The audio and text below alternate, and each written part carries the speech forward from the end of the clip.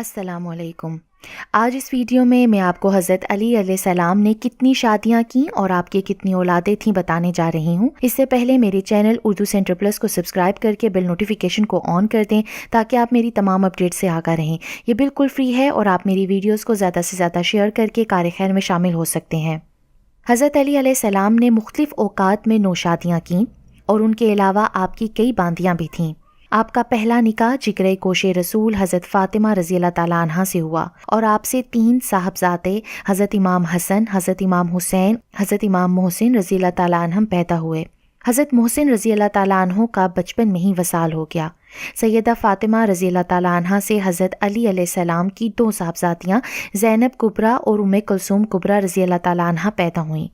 جب تک حضرت فاطمہ رضی اللہ تعالیٰ عنہ حیات رہیں، آپ رضی اللہ تعالیٰ عنہ نے کسی اور سے نکاح نہ کیا۔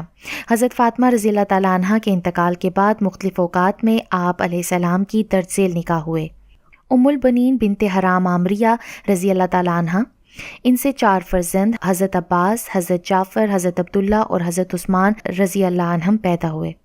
لیلہ بنت مسعود تیمیہ رضی اللہ تعالیٰ عنہ، ان سے 2 بیٹے عبداللہ اور ابو بکر رضی اللہ تعالیٰ عنہم پیدا ہوئے۔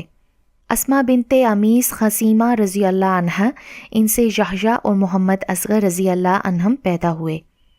ام حبیبہ بنت زمعہ رضی اللہ عنہ، ان سے حضرت عمر اور سیدہ رقیہ رضی اللہ عنہما پیدا ہوئے۔ امامہ بنت ابو العاص رضی اللہ عنہ، ان سے محمد اوس رضی اللہ تعالیٰ عنہ پیدا ہوئے۔ خولہ بنت جعفر رضی اللہ عنہ، ان سے محمد اکبر رضی اللہ عنہ پیدا ہوئے جو محمد حنفیہ کے نام سے معروف ہیں۔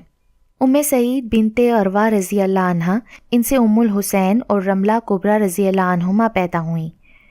ماہیہ بنت عمرو القیس، ان کے بطن سے ایک بیٹی پیدا ہوئی جو بچپن ہی میں فوت ہو گئیں۔